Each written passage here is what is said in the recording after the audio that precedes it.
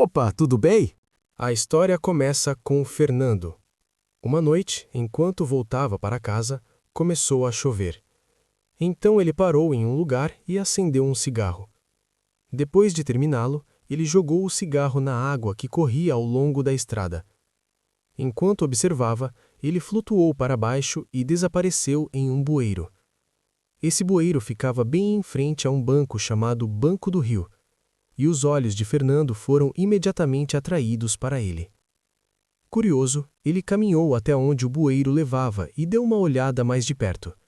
E foi então que uma ideia maluca surgiu em sua cabeça.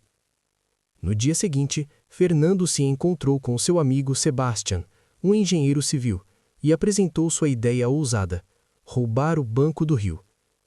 Sebastian hesitou, mas com as contas se acumulando e sem saída, o desespero venceu.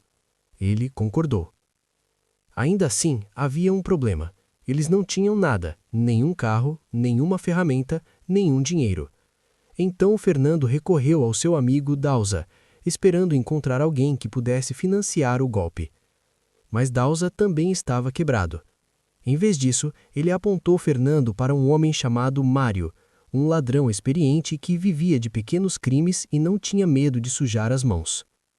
No dia seguinte, Fernando se encontrou com Mário e contou a ele sobre o plano. No início, Mário hesitou quando ouviu falar em roubar um banco. Mas Fernando disse a ele: se este assalto der certo, você nunca mais precisará cometer pequenos furtos. Ao ouvir isso, Mário concordou em se juntar ao plano. Então, os dois foram até o bueiro em frente ao Banco do Rio e baixaram uma fita métrica. Eles desceram pelo túnel de esgoto abaixo, onde a ponta inferior da fita estava pendurada. Depois de fazer alguns cálculos usando a fita, Mário disse a Fernando: estamos a apenas 18 metros de nos tornarmos milionários. Mário estava preocupado que se chovesse no dia do assalto, o túnel inundaria. A isso, Fernando respondeu: faremos em um dia claro. Em seguida, vemos Fernando, Mário e Dausa discutindo os detalhes do assalto. O plano de Fernando era cavar um túnel pelo esgoto até o banco. Mas todas as salas dentro do banco eram equipadas com sensores de movimento. Fernando explicou que os sensores não detectavam o movimento, eles detectavam mudanças na temperatura corporal. Para evitar a detecção, Fernando havia projetado um traje feito de sacos de dormir, que poderia ocultar o calor do corpo dos sensores. Fernando tinha apenas uma preocupação: como abrir o cofre dentro do banco. Então, no dia seguinte, Fernando e Sebastian entraram no banco. Sebastian fingiu estar abrindo uma conta enquanto fazia perguntas, e Fernando silenciosamente tirava fotos dentro do banco. Infelizmente, enquanto tirava fotos, um segurança percebeu e o levou ao porão para interrogatório. Mas na realidade, isso tudo fazia parte do plano de Fernando. Ele queria uma visão mais próxima da sala de cofres. Os seguranças revistaram todos os pertences de Fernando, mas não encontraram nada. Então o deixaram ir. Em seguida, vemos que Fernando havia habilmente removido o cartão de memória da câmera e o escondido na mão. Depois, vemos Fernando e Sebastian trabalhando juntos para recriar a planta do banco usando as fotos da câmera e o que lembravam de estar lá dentro. Fernando planejava invadir a mesma sala para a qual os seguranças o haviam levado durante o interrogatório. Agora, eles precisavam descobrir a distância exata do bueiro até o banco. Para isso, usaram uma bicicleta. Marcaram um ponto na roda da bicicleta e contaram o número de rotações que ela fazia. Com base nisso, calcularam a distância entre o banco e o bueiro. No dia seguinte, Fernando usou seus conhecimentos de geometria para descobrir o ângulo preciso em que precisariam cavar o túnel. Aqui, aprendemos que o dinheiro que planejavam roubar já estava segurado pelo banco, o que significa que esse assalto não prejudicaria pessoas comuns. Naquela mesma noite, eles entraram no esgoto e começaram a cavar o túnel. No dia seguinte, recrutaram outra pessoa chamada Alberto para se juntar ao plano. Ainda assim, Fernando e sua equipe não tinham ideia de como abrir os 400 cofres dentro do banco. No início, pensaram em usar um maçarico, mas abrir um cofre levava cerca de 1 minuto e meio, o que significa que levaria de 7 a 8 horas para abrir todos eles. Então, Fernando sugeriu alugar um cofre em outra agência do mesmo banco para que pudessem observar de perto o sistema de trancamento. Em seguida, vemos Mário ir a outra agência do Banco do Rio, onde ele aluga um cofre e estuda cuidadosamente seu mecanismo de trancamento. Mais tarde, Mário e um companheiro roubam uma van e esperam do lado de fora da casa de Alberto para buscá-lo. De repente, a polícia aparece. Ao ver a polícia, eles começam a entrar em pânico. Felizmente, Alberto e sua esposa chegam bem a tempo e explicam aos policiais que os homens são amigos deles. Enquanto isso, eles continuam trabalhando no túnel todas as noites. Uma noite, enquanto cavavam, a broca quebra. Eles precisavam comprar uma nova broca, mas Mário disse a Fernando que não investiria mais um centavo até que descobrissem como abrir os cofres. Naquela mesma noite, Fernando está deitado no telhado com sua namorada, olhando para as estrelas e conversando. De repente, uma ideia surge em sua cabeça. Ele corre até a casa de Mário no meio da noite. Fernando diz a Mário: "Encontrei a solução para nosso problema." Ele explica que o banco segue diferentes protocolos de segurança quando está aberto versus quando está fechado. Existem diferentes medidas de segurança para uma invasão pela entrada da frente e outra pelo túnel. Mas se ambos os tipos de invasão acontecerem ao mesmo tempo, não existe um protocolo para impedir isso. Fernando continua explicando: "No dia em que o banco estiver aberto, entraremos pela frente. Quando o banco está aberto, os cofres também estão abertos. Não há alarmes e nem sensores de movimento. Até a polícia presumiria que são apenas ladrões de pequeno porte tentando roubar algum dinheiro." O plano de Fernando era fazer todo mundo acreditar que os ladrões escaparam pela porta da frente, para que ninguém sequer considerasse a possibilidade de que eles fugiram pelo túnel.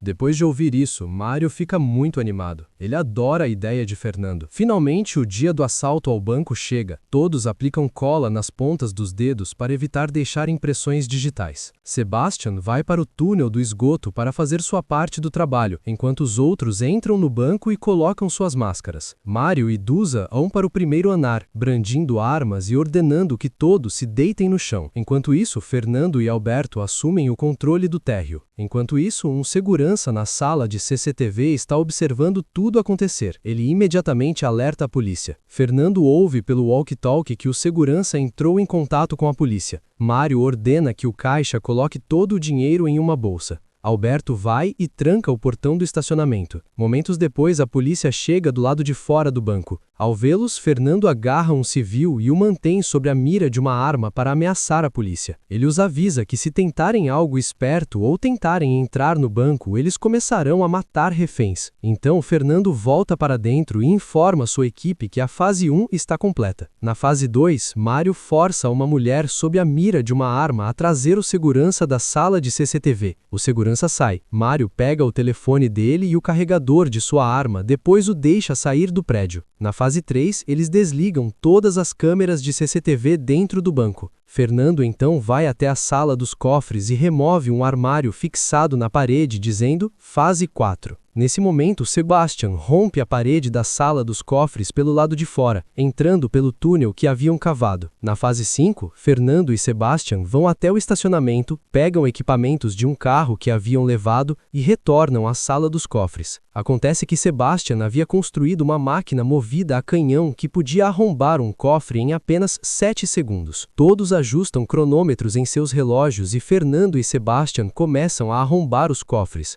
Enquanto isso, do lado de fora do banco, a polícia, a mídia e familiares dos reféns se reuniram. O capitão da polícia conversa com o segurança recentemente liberado para obter atualizações sobre a situação dentro do banco. Dentro, Fernando e Sebastian estão ocupados arrombando cofres. De repente, eles ouvem passos da polícia no telhado. Ao mesmo tempo, o telefone tirado do segurança que está com Mário começa a tocar. É o capitão da polícia ligando para ganhar tempo enquanto eles arrombam os cofres. Fernando havia anteriormente dado a Mário um livro chamado A Arte da Negociação, para que ele pudesse manter a polícia conversando. Mário atende a ligação e ameaça o capitão, dizendo para retirar os oficiais do telhado ou eles começarão a matar reféns. O capitão concorda e retira as forças do telhado do banco, mas secretamente posiciona atiradores de elite em um prédio próximo. O capitão pergunta a Mário: quais são suas exigências? Mário responde: primeiro quero falar com o promotor. O capitão diz: tudo bem, e pede 1 hora para organizar isso. Enquanto isso, vemos Fernando e Sebastian terem arrombado muitos cofres cheios de dinheiro, vários quilos de ouro e joias de ouro.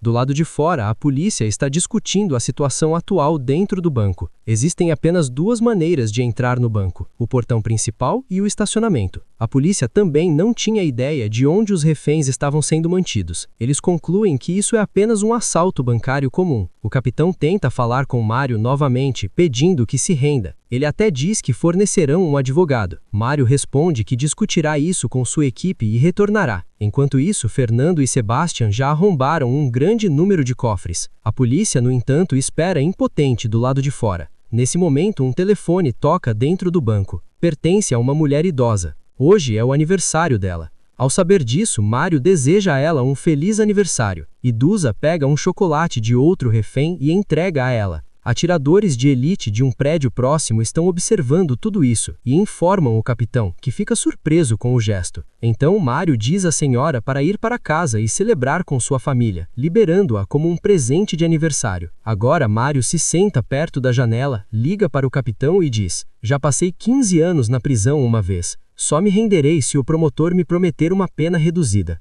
Ao ouvir isso, o capitão concorda e ordena que os atiradores recuem. Na realidade, Mário estava testando se os policiais atirariam neles. Um tempo depois, o promotor chega e começa a falar com Mário. Mas, surpreendentemente, Mário começa a gritar com ele e diz que agora quer falar com seu advogado. Quando o capitão pede o número do advogado, Mário fornece o número de um dos reféns. Então Mário muda a voz e finge ser seu próprio advogado, ganhando mais tempo ao prolongar a negociação. Depois disso, Mário tranca todos os reféns no primeiro andar. Fernando e os outros começam a mover o dinheiro e ouro roubados pelo túnel até o esgoto. Mário então desliga seu telefone, o que deixa o capitão desconfiado. Nesse momento, o capitão percebe o bueiro que leva ao esgoto e percebe que os ladrões podem escapar pelos drenos. Do outro lado, depois de terminarem de carregar todo o saque em um barco pelo túnel, Fernando coloca todas as armas na sala dos cofres como um chamariz para a polícia.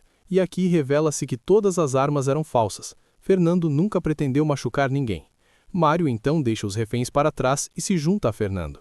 Assim que Mário sai, os reféns pegam seus telefones e ligam para seus parentes que aguardavam do lado de fora, dizendo que os ladrões já haviam escapado do banco. Ao ouvir isso, o capitão imediatamente envia uma equipe para o túnel e outra equipe entra no banco pelo portão principal. Fernando e Mário terminam de limpar todos os vestígios do túnel e entram no barco com o resto da equipe. Nesse ponto, percebemos que Fernando sabia que a polícia eventualmente descobriria a rota do túnel. Por isso, eles haviam construído uma represa dentro do túnel do esgoto para armazenar água e escapar usando um barco a motor na direção oposta. O capitão chega à sala dos cofres com sua equipe, onde percebe a entrada do túnel e vê uma granada pendurada acima dele, mas rapidamente percebe que a granada é falsa. Sem perder tempo, o capitão entra no túnel, seguido por sua equipe. Infelizmente, quando eles chegam ao esgoto, os ladrões já haviam escapado. Do outro lado, vemos que Fernando e sua equipe chegaram ao ponto de saída, um bueiro acima do qual um de seus companheiros está esperando com uma van. Eles habilmente carregam todo o saque no veículo e vão embora sem deixar rastros. Mais tarde, eles destroem quase todas as evidências relacionadas ao assalto ao banco e se reúnem na casa de Alberto, onde dividem o dinheiro e o ouro entre si. Meses após o roubo, vemos o grupo vivendo luxuosamente com sua parte do saque. Mas um dia, a esposa de Alberto o vê com outra mulher. Ferida pela traição, ela vai à delegacia e denuncia que seu marido foi um dos ladrões por trás do assalto ao Banco do Rio. Por causa disso, a polícia começa a rastrear e eventualmente consegue prender cada um deles. Todos os ladrões são condenados à prisão. Agora, 7 meses depois, vemos Fernando sendo libertado da prisão. Do lado de fora, Mário chega em um carro de luxo para buscá-lo. Aqui, descobrimos que Fernando já havia antecipado esse cenário, de que um dia provavelmente seriam pegos. Por isso, ele havia deliberadamente usado armas falsas durante o assalto, para garantir que ninguém se machucasse, o que resultaria em penas reduzidas se fossem capturados. Fernando e a equipe haviam escondido a maior parte do saque em outro lugar, sabendo que o banco não mantinha registros oficiais do conteúdo dos cofres. De acordo com as próprias estimativas do banco, havia aproximadamente 25 milhões de dólares em dinheiro e joias nesses cofres.